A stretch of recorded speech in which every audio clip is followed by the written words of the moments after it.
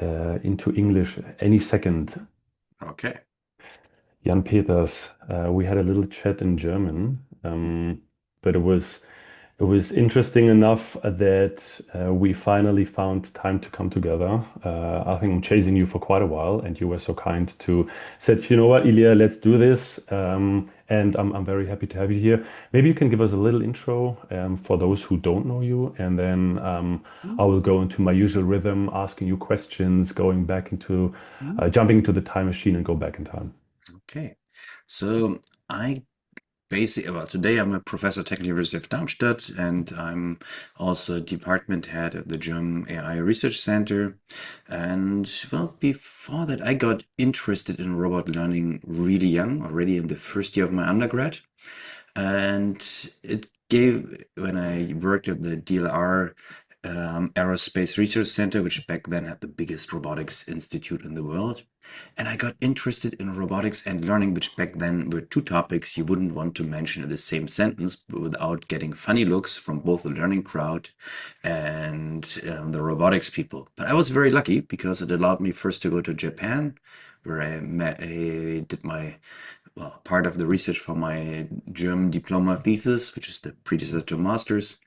And I met really cool Americans there, including the Chris Atkeson and also the German American and Stefan Schaal, who persuaded me to go to California for my PhD. And so I was very lucky to be in some of the pioneering labs long before robot learning happened. And well, then at some point at a conference, the Max Planck director, Werner Schulkopf, put his hand on my shoulder and said, like, hey, Jan, don't you want to come back to Germany? At Max Planck, we can offer you a nice environment and to do your tenure track years basically in an unconventional way. So I led a team there, which, for example, pioneered robot learning for table tennis and many other motor to tasks. And at some point, the Technical University of Darmstadt then hijacked me over to Darmstadt. So basically, once around the planet and being at many places right when it was, well, esoteric to do robot learning, but also a lot of fun because you knew everyone, you knew every paper, and it was a very, very different time. And now I have a pretty strong group built up in Darmstadt, which, yeah, I'm very, very proud of since I have really, really good students. And well, we created more than 20 professors by now, just from my team. This is very impressive already. I think too many stations, but we will walk through it step by step. I'm very interested in showing the people behind the institutions, the labs, the companies, the brands, and we talked about this earlier a little bit that how students are differently in the US and in Germany. But maybe, yeah, maybe you walk us through. You said that you've been interested in these kind of things very early on, but you mentioned an American university um, already. So when you study in Germany, going to the US back then was not as common as it is today. And even today, you would argue you do need to have either the right background or the right grades. When was that and how was that? How this came together? Maybe you can spend a few moments there. Mean me getting into robot learning or me getting into Both. okay. Oh, but the into robot learning that was quite well. I was basically study. Okay, this has a longer story to it. Yeah, this So is why we're I, here. I originally was in high school and I was really bored in high school because high school and well, it was too easy. Was too easy and it was also not really fun. And I wanted to be a bit ahead, so I started taking. And I've been always working with computers. I've been working a little bit with the robots, and I basically started taking classes at the Fernuniversität Hagen, this distant university in Germany, It still and exists to this it day. still exists, and it's actually fairly good. It's probably better than like for teaching. It's much better than the Technical University of Munich, and I had the direct comparison. Um, so and I started taking classes there, and with the goal of initially just having fun, and then realizing, okay, I could do the German Vordiplom, which was a sort of predecessor to the bachelor's degree. maybe a little bit less than the bachelor's degree. And the 40, and I wanted to take that and do that while I would be doing the mandatory military service. Which And year are we talking about? that's in the 90s, late 1990s. Yes. And I basically, the family Hagen was a lot of fun. You got really, really good tutoring, really good materials.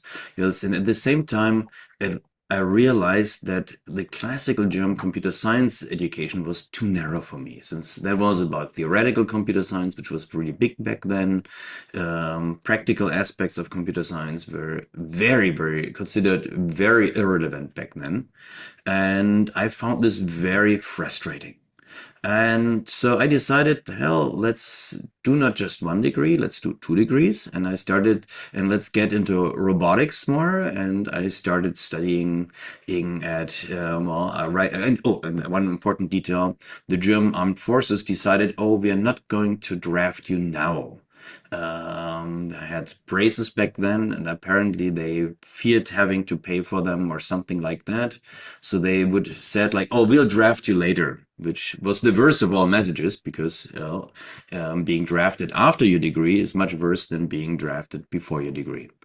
And so I enrolled them with the TU Munich to do electrical engineering in parallel to computer science and followed through on both degrees is in the end.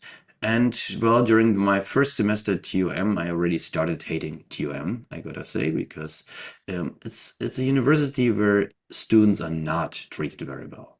It's just a very, very simple fact. But this Uh, is back in the end of late that's in the 90s. 90s, but I think that's still true today. They actually had an offer of TUM at some point, and I talked to the Fachschaft guys, so the student union, and the student and asked them, well, are they still like this, and do they still do this? And they were like, yes, they still do that. Yes, they haven't changed. And so afterwards, the Fachschaft really loved me, but I wasn't so sure that I wanted to go to TUM anymore. So and they since yeah that was quite a how to put this that they really probably reminded me what well, it's nice to be a professor there. Don't get me wrong. You have more money than anywhere else in Germany, except for KIT maybe. You have automatic administrative support like nowhere else. So there's tons of good things about TUM, but you don't want to be a student there. It's very simple. Um, and yeah, well, and I started to really, well, A, hate it there, and B, I realized I'm not gonna be an electrical engineer in the classical way. I mean, I wanted to study electrical engineering anyways, just because I was interested in robots, and I felt for robotics you need to know mechanics and electronics much better, which at the time was definitely true.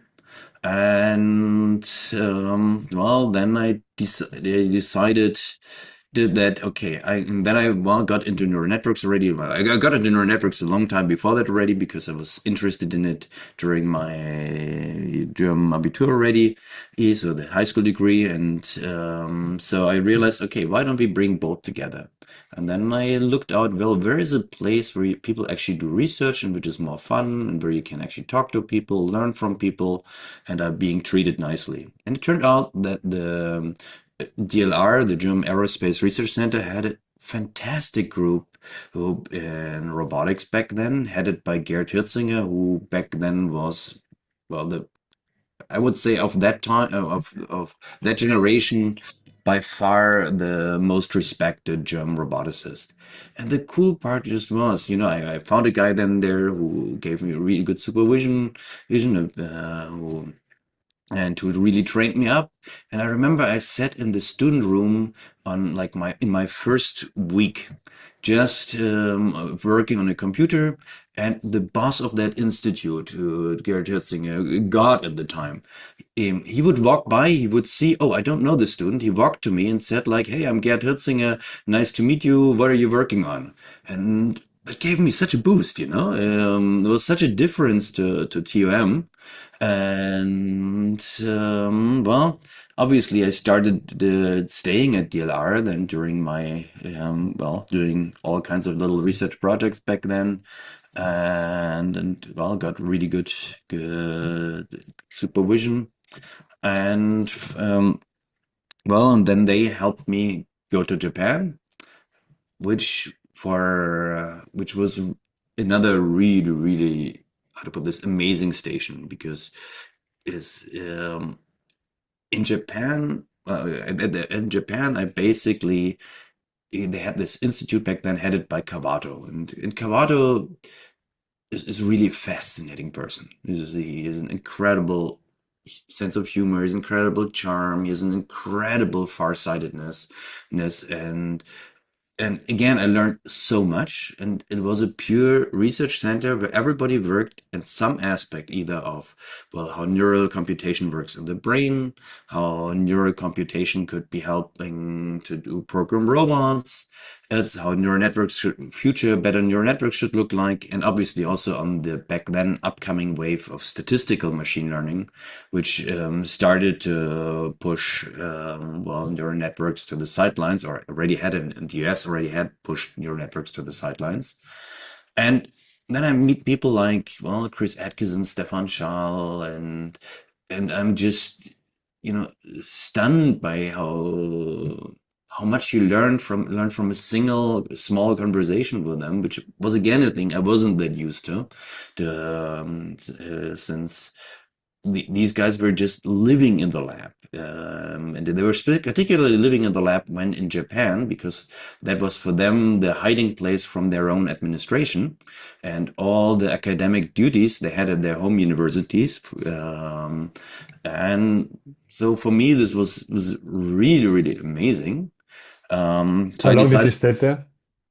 How I much time was did you there spend? altogether. I've spent 6 months at ATR. And it's really cool. The institute itself back then was in the middle of a bamboo forest. And that bamboo forest, there was literally nothing around it. But it had a lot of funding, so the situation was extremely nice. And yeah, with a set of people with whom I all overlapped there, it was just outstanding. And well, Stefan and Chris persuaded me to go to the US for my PhD, and Kawato also thought this would be a good idea. Yeah, so I ended up deciding to do that. But the problem, of course, is applying in the US isn't so easy. So Just a second. When was the last time? Have you ever been back to Japan and the lab? yes, last time was in 2024. Oh yeah. And I also visited Kawato, who's still active in research despite being in his 70s. And he now wants to solve computational pharmacology also, since he thinks if he can prevent dementia, that will improve everybody's life. And he has this, again, he's a man with a big dream. Back then it was bringing neuroscience into robot learning. Well, today it's computational pharmacology. And he still has this outstanding sense of humor, the farsightedness. He's up to date in the literature, even knew precisely what I was working on. This is really an outstanding person. And meeting and working with great people really makes a difference in your life. If it is so, it's working with how to put this, boring people, or people who are not interested in other people and research, their research, that can be pretty, yeah, annoying and tough in comparison. And I've seen both worlds, but I've seen the amazing world, and I'm trying to I hope that I can give a little bit of that to my students, at least. um, how to put this, at least, yeah, I hope that I'm managing that. But some seems to have turned out the way that I think I haven't totally failed, at least. And yeah. I mean, this is one of the reasons why I have the podcast, right? For me, listening to you guys is having the opportunity to talk to you and listen to Yeah. your stories is um, inspiring. So anyway, so let's continue with them. I'll tell you more of my story. So Please. basically, then, well, I decided to go for the US. I back then had, well, 7 semesters of TU Munich behind me, and I was fully fed up. But I realized also I have to still, well, submit the master's theses and since for 2 degrees, I have to still complete these, and I still had to do a mandatory electric engineering internship. Yep, and I still wanted to see more of Asia.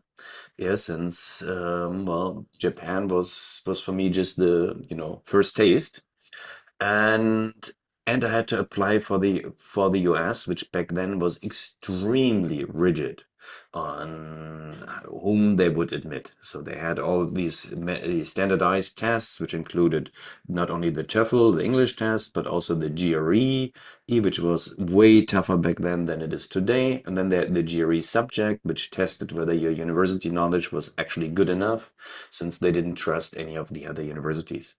And each of these tests basically takes took back then 6 weeks preparation at least. So I did the math and realized, okay, it's gonna take another year before I will be moving to the US. And TUM back then had an escape route for me, since they were offering a year in Singapore, and they had a program where I could be working with the Siemens Singapore, and at the same time take classes at NUS, and where I could be working on all of the things I had to complete in order to make it to the United States. And so I had a great time. I was programming robots for Siemens Singapore. I at Siemens Advanced Engineering there. I took classes at National University of Singapore, where I also met Etienne Bourdet, who was another really inspiring person to work with back then. And I did all the chores for the US application, then applied in the US, and then also, well, got during that year several offers, and went to visit, well, Stanford, CMU, and USC. And then I did a decision which most people didn't understand at the time. I turned down the really big names and I went to USC, which is, as a school in the US, a much smaller name than CMU and Stanford, which are the, well, two number one places. Um, and well, I basically, well, the key reason for me was actually Stefan Schaal. Since I just found him so amazing, and I felt this was the right place for me. And he had a tiny lab back then, and was also still assistant professor, so not tenured. So it was actually, people called me crazy for doing that decision. But yeah, And in the and end, was that because and was that because you you felt that this is because you had some other amazing opportunities before, yes. but you didn't felt at home, so to speak, in Technical University of Munich, for The example. Technical University of Munich, it was not a nice place to go into research at all. And I would have probably considered staying at DLR, since DLR was back, especially back then, but still is really impressive laboratory.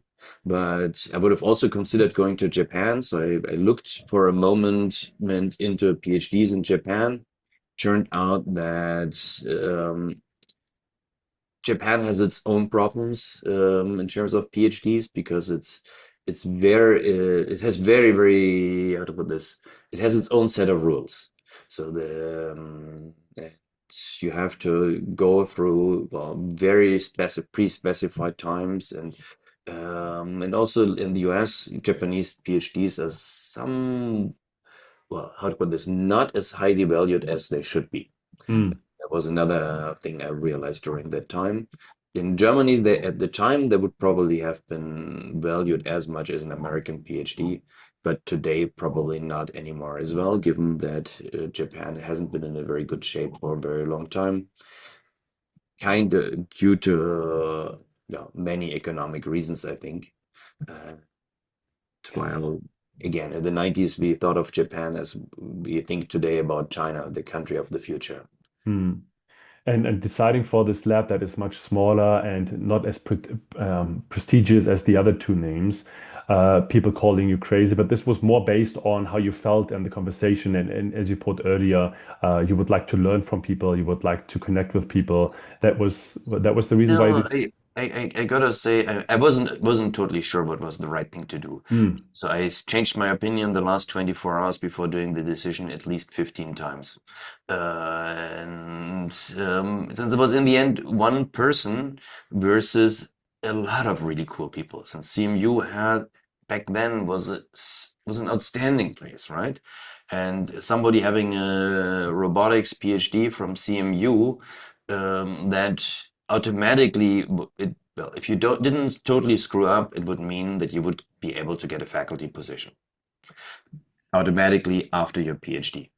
And I honestly don't know. Well, I think it didn't connect as well to the potential supervisors at CMU that definitely played a role. Um, but I cannot really pinpoint it to more than that at how much I liked Stefan and the environment he had created around himself. And um, that's basically eh, I think that made the difference somehow the difference for me. And looking in like in my first year of my PhD, I was constantly wondering like, hell, I've been crazy to do this decision because I realized if you wrote a paper and you had CMU on it, and back then there wasn't double blind, the odds of getting a paper in with the CMU as a university were 10 times higher, right? That's why they introduced double blind, which people later broke by putting their papers always onto archive.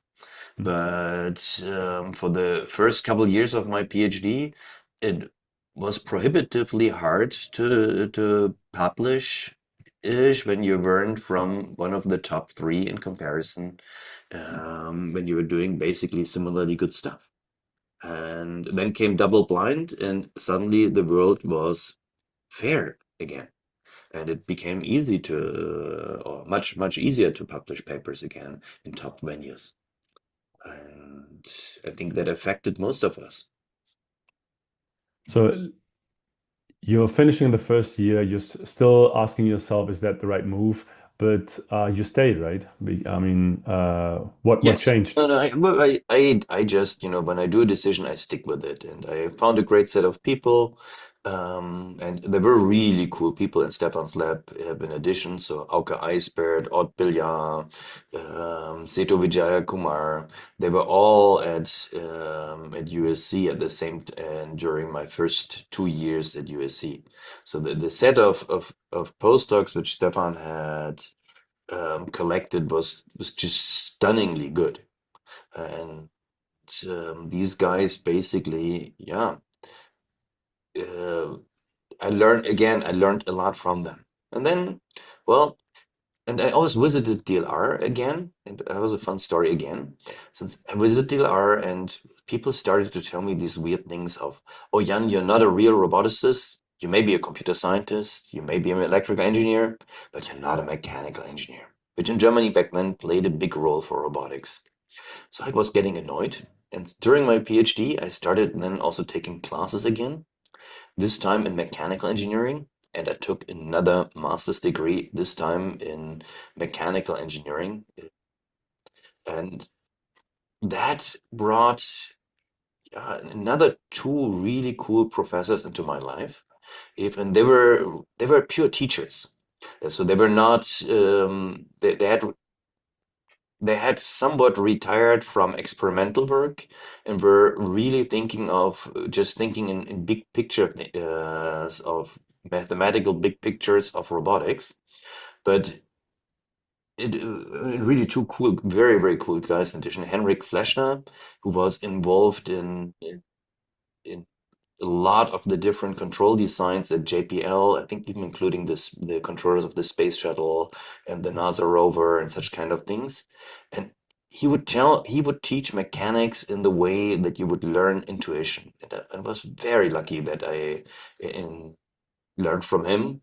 And also, there was Firas Udvadia who gave me the most esoteric mathematical principle in mechanics, which again allowed me to write learning papers, which started not by saying we do pure learning, but we do learning and we respect the robot body. We put in some core insight on mechanics, and therefore we get an inductive bias, which enabled our learning algorithms to already learn from the little data we had available back then. And that was a very powerful guidance because in addition to Stefan, who brought, well, obviously robotics, who brought machine learning, and who also had a tremendously good understanding of neuroscience. So some of his neuroscience papers got published in Nature. I think that gives you a feeling, and also Journal of Neuroscience and all of the top journals in that field. And but in addition to that, I got all of these, yeah, insight into mechanics from a very analytical point of view from the mechanical engineers, and another master's degree so that people in Germany would no longer tell me I'm not a real roboticist because I'm not a mechanical engineer. And So that was while you were finishing the PhD. this was during my PhD. So I arrived in the United States precise for the start of my PhD, just 4 weeks before 9/11. I arrived in a very, very free country at the time, in a country where I could bring my ex-girlfriend to the gate in the plane of the plane so that she could fly on because there was no security check beyond that you walked through this one metal detector at the gate. It was a was a was a relaxed country. And then comes 9/11, and we all know the US sadly, well, had to become more guarded, and it messed with the relaxed American spirit, which I really appreciate, especially looking back, and created, yeah, created a situation which I think set the Americans up for becoming more radical and having less of this positive American spirit, which coined them during the 20th century so much. This positive thinking, the can-do mentality, uh, which all of the things which made America strong were in the end weakened simply by the shock that some crazy people could do such terrible damage to your country. One side. I, Yeah. I have a lot of understanding for why the Americans overacted so much back then and how they were also misled by George Bush, which is kind of the reason why, uh, well, they don't trust their government so much anymore. Since they were told too many things which weren't true just so that some politicians would get their way. And it really makes, like the effects of this are really bad because people, well, in the US, many people have lost trust, especially the people who sent their children into these wars, which for a German, this sounds familiar. Um Being misled by your government and has happened to us too in the past, and now they're angry, Their children came back from a war where they learned it wasn't quite true why they went there, and um, and it changed this positive thinking and um, of Americans generically, and that I think I hope it will recover from it, but I think that's a long, long time, Uh, And do you think that you coming back, because you said that you were visiting the labs and universities here regularly, yes. that played a role? Well, I always wanted to come back at some point.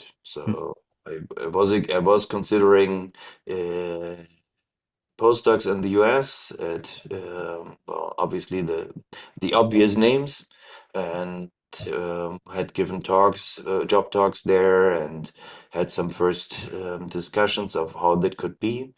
But I think the attraction of Max Planck, which back then was much more of a research place. I mean, today they're too much about the show around research, and they're not really about, at least in AI. But back then, this was idyllic again. It was very much like ATR had been in Japan. So the Max Planck Institute for Biological Cybernetics, it sat on a hill. Everybody was, well, relaxed and into research. You would find an expert on every topic. More than 50% of the people there had a PhD already and were just there for a few years before they would get a professorship abroad. And the team which Bernard Schilkov had was just cool. You would, like, you had a question on something technical, and you wouldn't know where to look, right? There wasn't ChatGPT around whom you could ask of where to look, and doing a 3-day Google search through this, and then going through the scientific literature, potentially having to even go to the library still to get a specific book or a specific article, and then really dive in for a week. That wasn't necessary at Max Planck. You would actually go and ask somebody, hey, I've seen this equation. I've only found it in one paper. The paper doesn't give a source. What's the story behind it? And the person would walk to the blackboard and tell you, oh, well, here's the story. And you would tell it better than any paper I would find there. And this happened not just once, but all the time there, and it made it really, really nice is to be there, and it really brought me forward a lot. The sad part about great places, though, is they typically change, and at ATR in Japan, I think it's not so much fun as it used to be because they have much less money, because the Japanese economy is doing badly now for nearly 2.5 decades now. So nearly 3 decades actually by now. So they're the money is basically missing, and at Max Planck it was the opposite. The success of AI came, and the success of AI, I think, has taken this soul of the researchy monastery where you would go, to be among the greatest minds out of it, and has turned it into a career accelerator where there's tons of smart people, but people go there for a different purpose, have and the mindset of people is very different. It's no longer like, this is a good idea, I should learn more about it. It's more like, okay, this is a good idea. It will give me the next step to founding a startup in another country so that I can have the right background for it. And I just have to figure out how to maximally use this idea for leverage. So this is how much these places have changed, some of the most amazing places, just due to the success of AI, you know? And I hope you don't mind me saying this, but um, I mean, I had a few episodes in the third season now, mm, and a lot of people trying to be very. I mean, either they don't care and they are more focused on the story. You're a mm, person that seems to have an opinion, and you're also able to articulate this, right? I think a lot of people trying to stay away from that. So you were very openly talking about, like, objectively how you no, not objectively, but how you experience the University of Munich and Japan. And I just wanted to these say are my that subjective yes, experiences, obviously. yes, The yes, other yes. people may have had totally different feelings. Yes, yes, But no, about but TUM, I'm not so sure.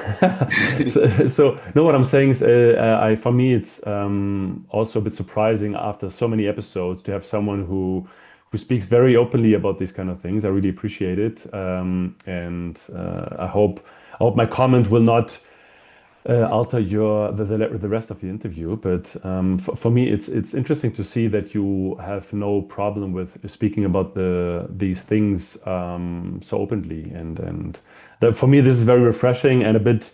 I need to see how I cope with that because I don't want to. I would like to be a platform where people can speak very openly about things, right? Hmm. But Hmm. sometimes people are, and you just said this, right? Thinking two steps ahead. How will this be perceived? I recorded a few episodes where people said, you know what, I said a few things. Maybe you can take this out, or maybe we can publish this Hmm. episode later on, or we don't publish the episode at all, Hmm. and put it on hold. So for me, it's very refreshing to have someone who is very authentic and true to his opinion, right? So I thank can you. just say many thanks for the compliment.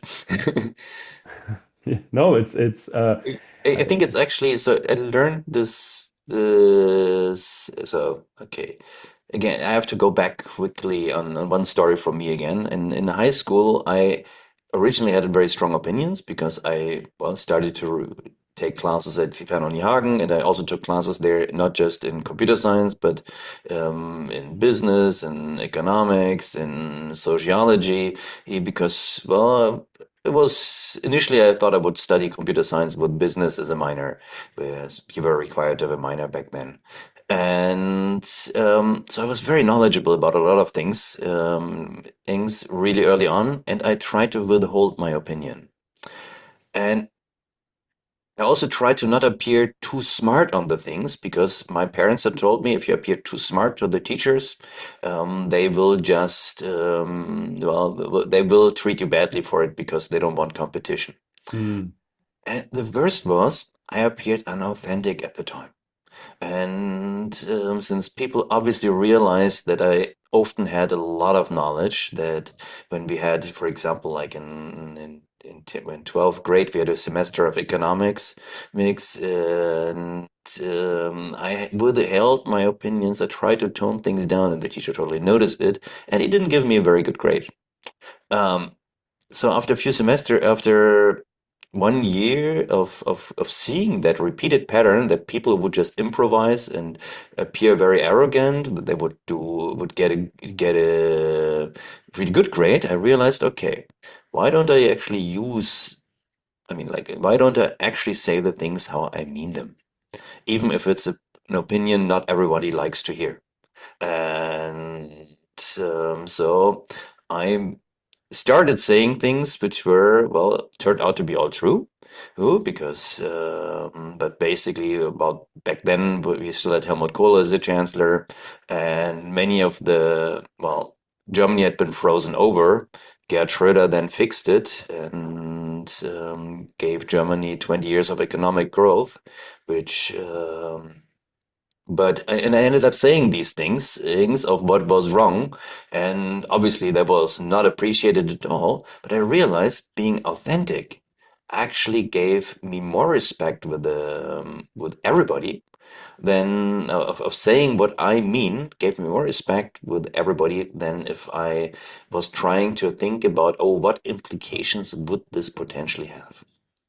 And um, I've done this a few times. It got me into trouble too. I will not tell you all the details, but I have criticized a former chancellor on German radio.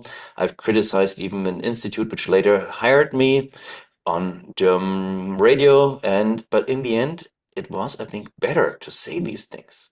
And again, get respect, and yeah, maybe sometimes a slap on the finger, than to actually withhold these opinions, and thereby weakening in the end everybody, and especially weakening yourself, because if you don't say it, who should? I mean, I totally agree. I mean, I've been in a few situations, as you said, where the question comes up to you, say what you think and act like you say. And I mean, as you said, not every situation turns out well. I've been fired a Mhm. few times, not Yeah. necessarily for the right reasons, and maybe other people's are right as well. But I just wanted to say, for me, it was a bit interesting to see how this conversation turns out because normally people trying to stay away from politics, people trying to Mhm. stay away from these kind of Yeah, talks, yeah. But yeah, it's but so. So my grandmother, she was a they were part of a communist family in the Third Reich, and my grandparents and my grandmother once told me, the most important thing when you're living in whatever time it is keep your head up so high that you can live with yourself, and so low that nobody cuts it off. I mm, think that's probably no. that's the right measure, and I think cutting it off is pretty hard still in Germany. So speaking your mind is still is something we should be doing, especially when we're in a leadership position. Mm. And I generically love this credo about yeah that keeping your head high as you can, but not too high, not Yeah. higher. Thank you so much for this excursus. Let's go back to the storyline where we're talking about you getting an offer from Max Planck and you considering going back to Germany. What year are we talking about now? Where are we? In the year two, so we met at the Bernard Schirkoff met me at the conference where he basically invited me to visit in 2006, and in basically in early 2007 I have told him I'll take that offer, and then I decided, and then I really quickly defended and moved back in April 2007. How was it for you coming back? Well, it was a huge change, right? I mean, I used to live during my PhD, I lived for 2 years in neighborhoods of Los Angeles where my neighbors shot each other. That's a long story. I can tell you a lot about that. And I lived for the last nearly 4 years at the beach, where I saw whales. Okay, occasionally also some criminals dumping cars into the ocean, but well, in a city where you have every ethnic food you can imagine, every cultural entertainment you can imagine, any any event you can imagine and have, while actually trying to work hard and not being distracted, which Mm. is it's sometimes a challenge, but sometimes also pretty nice because I started to really miss the cuisine, obviously, since being in the Swabian area, well, let's say you don't have sufficient variety in food.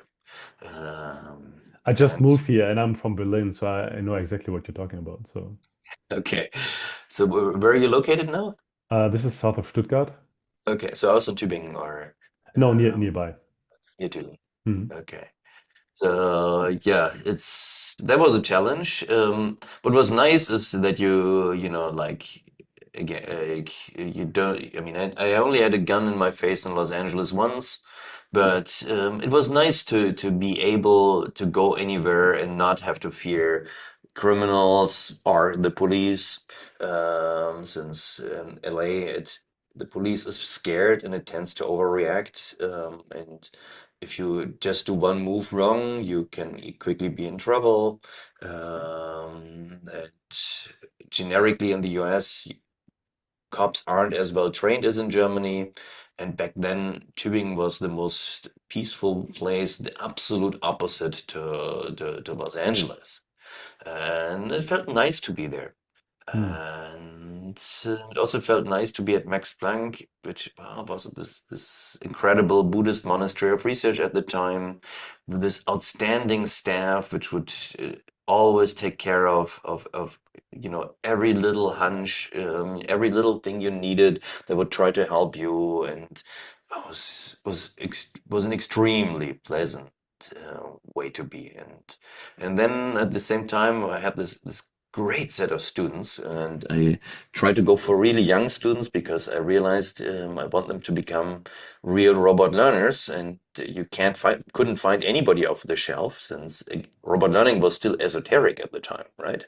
I mean, Nice way of putting it. there were very, very few other people who did robot learning at the time. There was Peter Abiel, We knew each other very well from our PhDs. There was Andrew Ng at the time. There was Martin Riedmüller, who wasn't appreciated by the German establishment, let's put it this way, since he was one of the most fantastic guys again whom I'd met at a conference and would visit regularly because he was in Freiburg, and I would have to just drive once over the Black Forest to meet up with him, and vice versa. And so it was really fantastic years. And at the same time, they were scary years because back then the German universities weren't as, how to put this, open as they're today, as flexible in terms of hiring as they're today. So sufficiently many older German robotics professors taught me things like, yeah, you better consider how you're going to get out of the game, or if you want to get a professorship, first go to the US again to do an assistant professorship there. In Germany, this is all going to be prohibitively hard. And I saw these really outstanding postdocs. For example, the guys around Wolfram Burkhardt, he had a set of really, really good postdocs who were all trying very hard to get faculty positions at, for example, TUM, and who were not appreciated by TUM, despite that they were probably already back then way better than the professors they had at TUM at the time. Again, at the time. Um, and so it was pretty scary too. And then I applied for the first time for a professorship, and it was at Osnabrück, since they were trying to find. So Martin Riedmüller had been at Osnabrück before he moved to Freiburg, and they had decided to finally find a successor for Martin Riedmüller.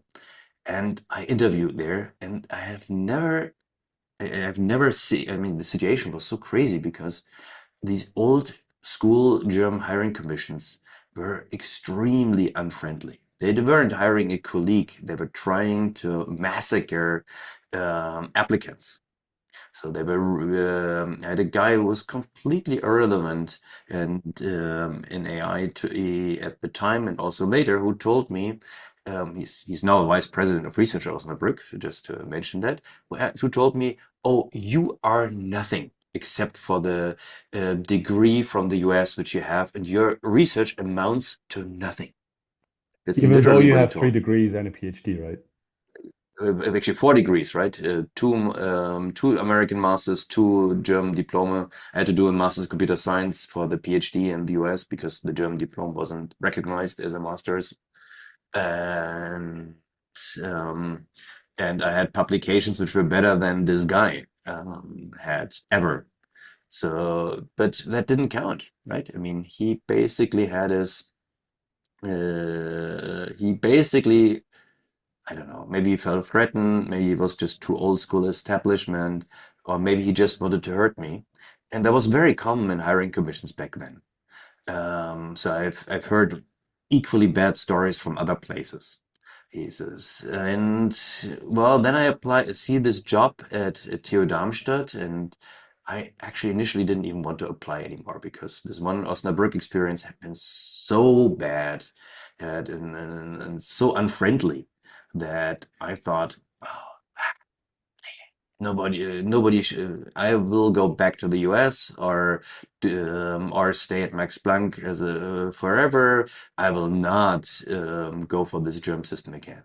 And then I go to Darmstadt, and I didn't realize that Darmstadt was already back then a place which was different from the rest of Germany, since Darmstadt had set its goals on hiring people. So Darmstadt doesn't have as much money as KIT or TUM or RWTH Aachen, because it is in Hesse, and well, in Hesse, in this German state of Hesse, things always work a little bit differently, and there aren't these how to put this, eternal power structures like in Bavaria.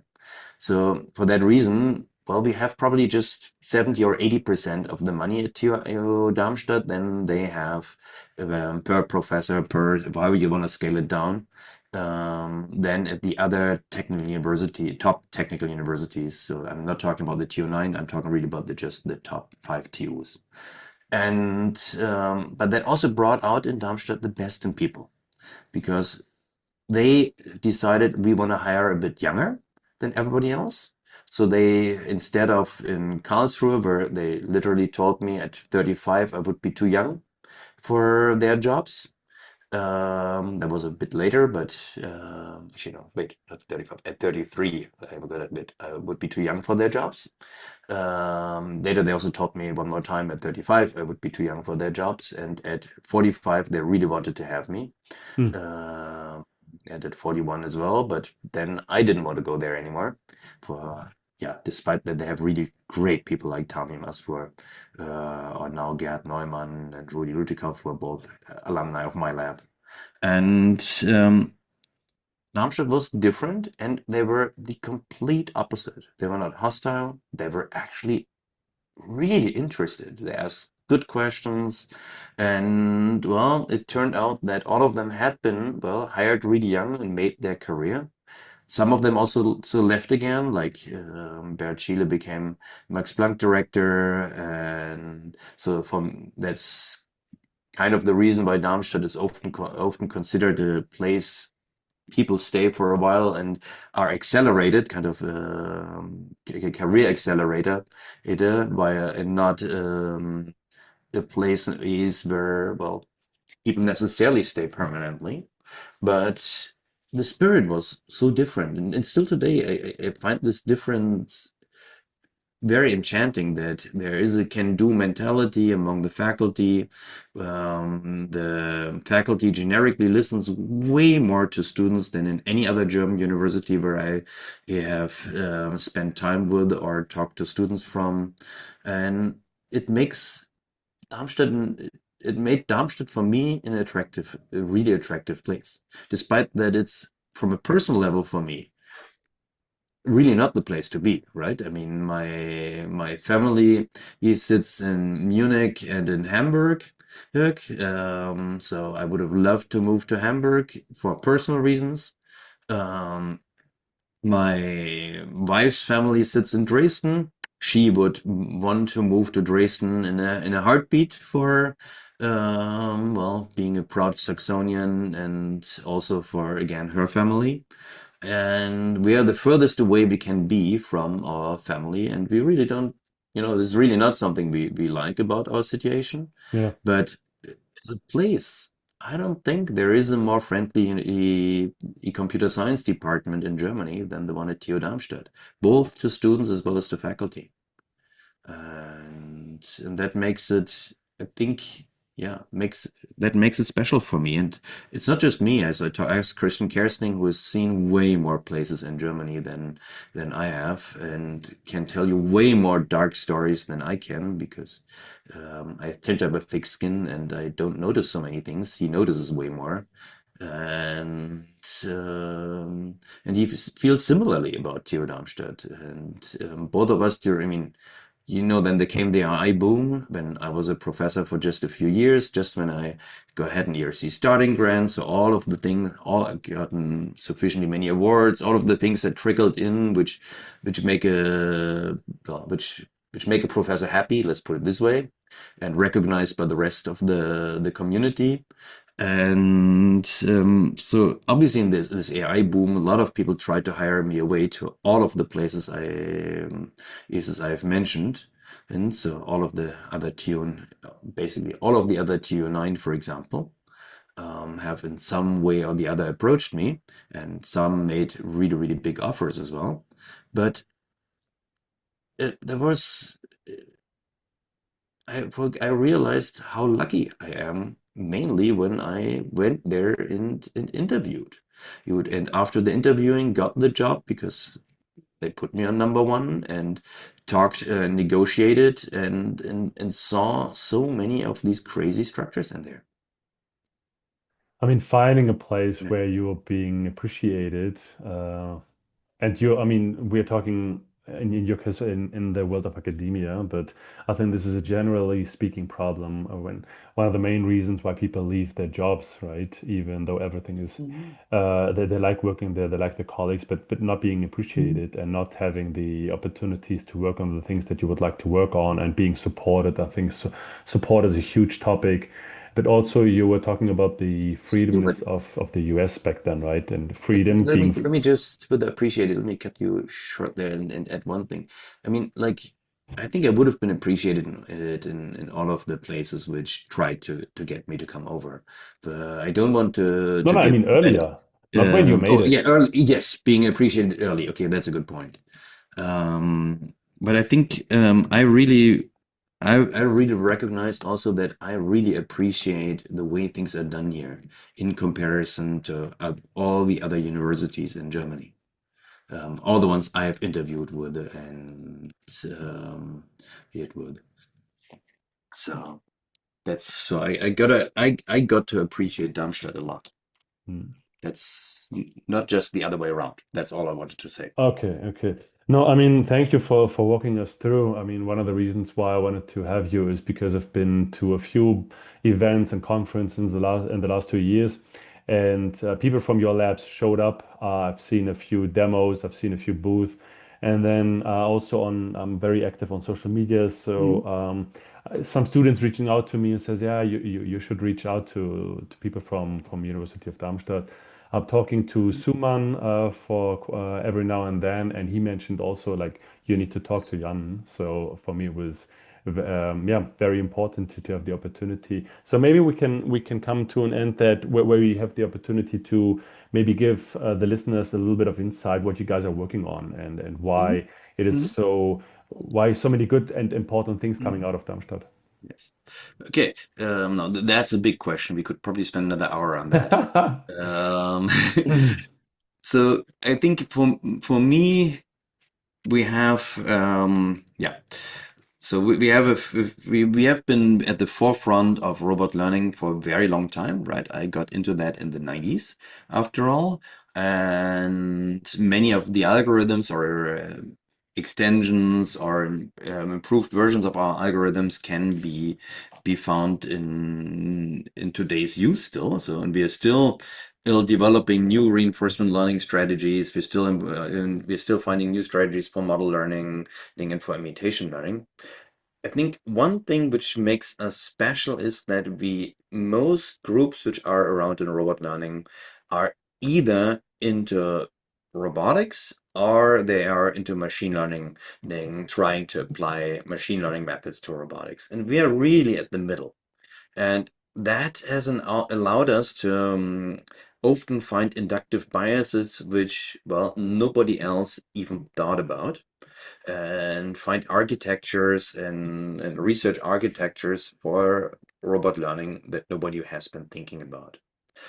We we have been in the past mainly working with the arms, obviously, since and there we are unique in Germany, for example, by having high-speed arms, which we can use for jobs like juggling, which is still something which, well, we are quite fascinated about as a task because it really tells us why does the human brain work so well and what is it actually that robotics needs to learn from the human brain. Since I mean, we have very noisy hardware and we still do in terms of juggling better than most robots. I mean, we hold the world record with the five for a robot with the 5 balls, but the limits are, well, there's so many interesting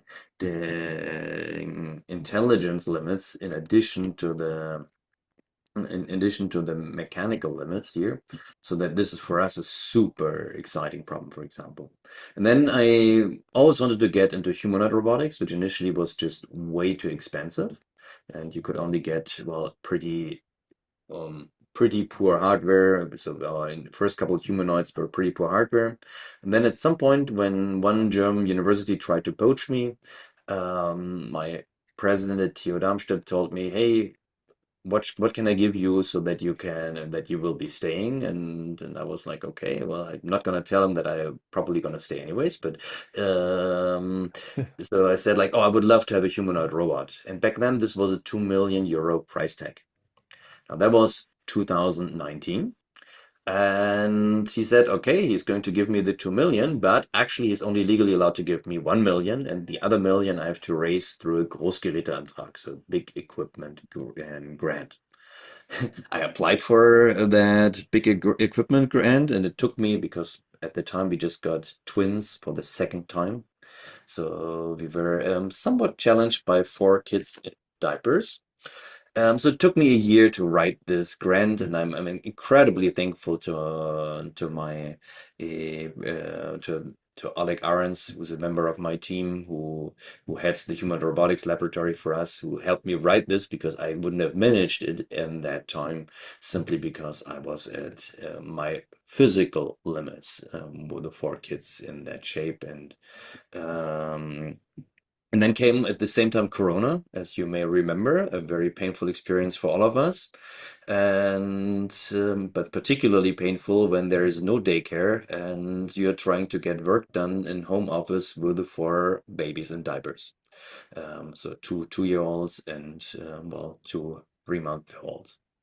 And so finally, grant is submitted, and then it takes the DFG 2 years of back and forth because the reviewers ask them questions. And despite that, these big equipment grants, because they're always 50% co-financed, you really got to do something really bad so that they, I think, get rejected. So really do something very stupid. But since somewhere you have to trust that the university will not give a lot of money if they don't know what they're doing.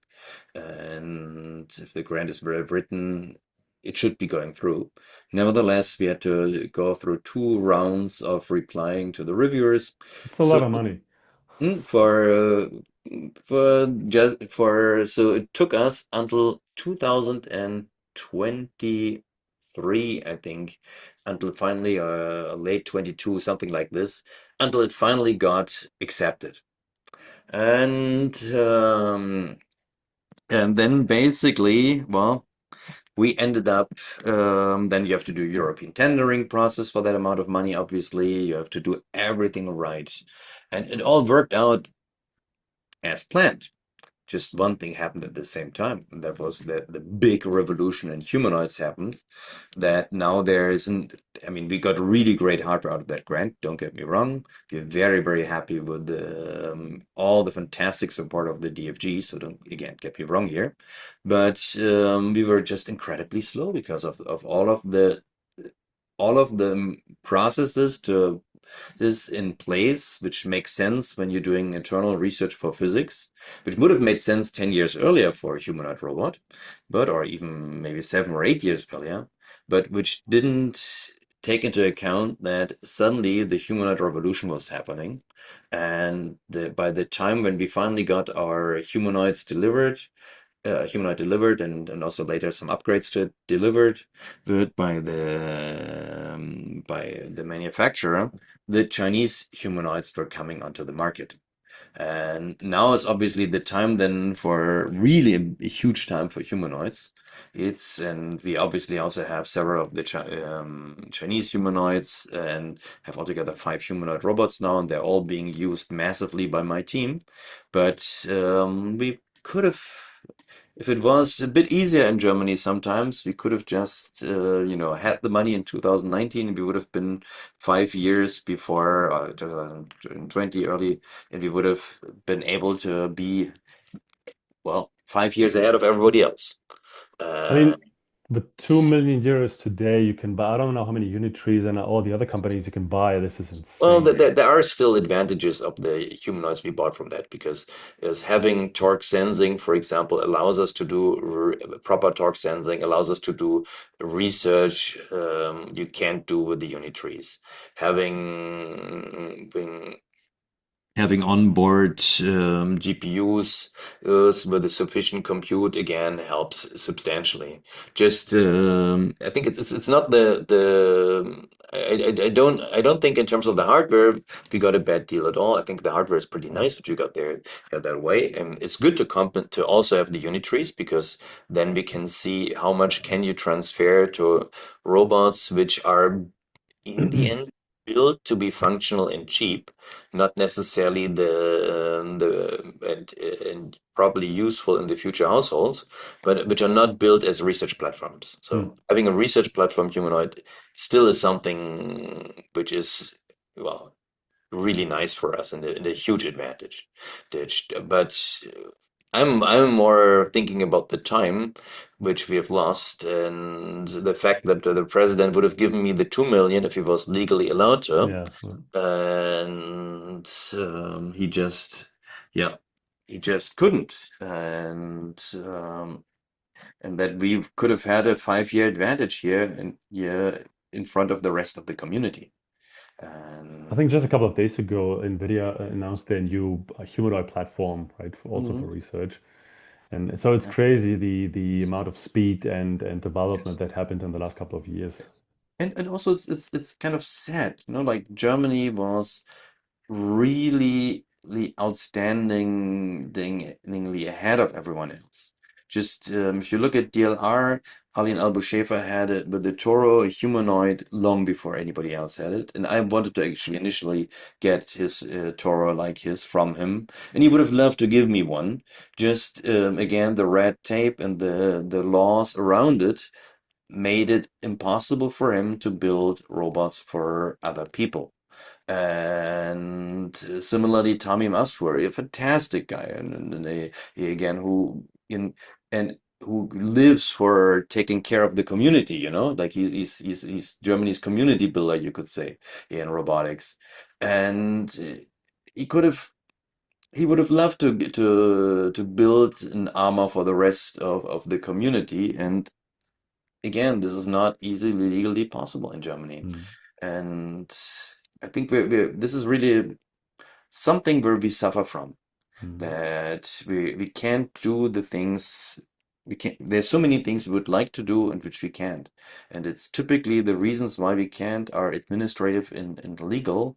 And they are really because we're too shy sometimes, since there has to be some form of risk. And if we can't have this, like for example legal risk, I have so many companies which would love to fund our research, and where we get stuck in legal battles between the mm, lawyers of the company and the lawyers of the university, and where we could so easily function if we, well, we're a bit more like the Americans.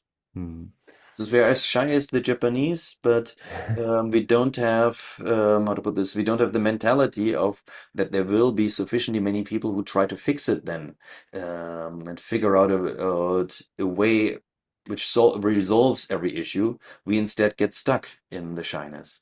So mm. we have kind of the worst combination. We try to be like the Americans, but we do it. We have the weaknesses of the Japanese, but not the strength. I think, I mean, this is someone who's working on the commercial side of things, is very well aware when you talk to customers, right? The way American customers and the way European customers or clients are working, especially in manufacturing, you do see a huge difference. Um, as I wanted to give you I'll give you a second. Hmm.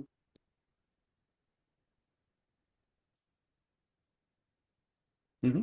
Sorry. Yes. No, no, I know that we're a bit overdue, but Yeah, no, it's just actually we're actually right here. We are. It's just I gotta, yeah, one when we're talking about administrative things is precisely the kind of thing I just, yeah, never mind. no, I mean, I just agree with you when you see the risk taking, and this is one of the main reasons why I think innovation in Europe is so hard, right? Everyone is trying to avoid any damage and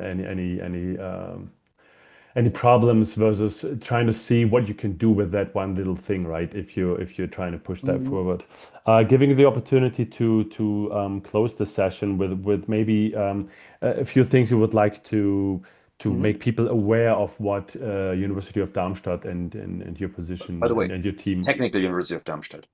Yes. Big difference for us. Excuse me. The Technical University of Darmstadt is trying to do and Okay. that people are not aware of.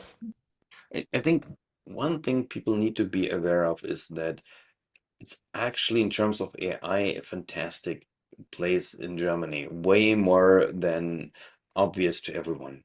I think it's the only place in Germany which has faculty respected on every single topic of AI. With the Arena Gurovich, we have probably the, or at least one of the top two large language models and natural language persons in Germany. With Stefan Roth, we have one of the top computer vision people in Germany. With Christian Kersting, we have a long-standing pioneer of neurosymbolic methods and how to do them right in AI, who both comes from the reasoning and from the learning side. There's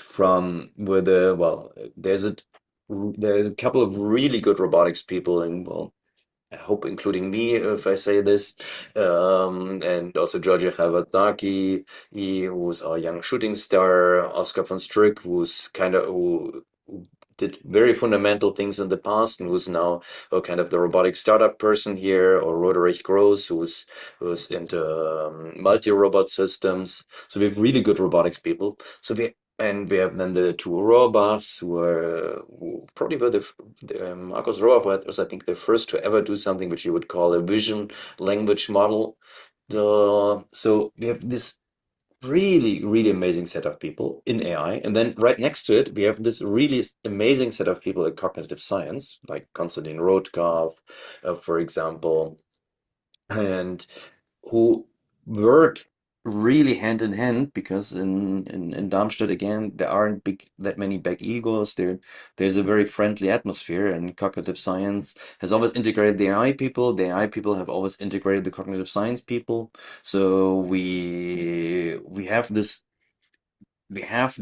really cool setup here, first of all, and it's reflected by teaching, because like in Tübingen, you can learn machine learning really, really well. But if you want to learn more than machine learning, well, you are basically at the border with a machine learning master. And if you really want to learn about AI as a whole, you're probably most likely in a much better situation in Darmstadt.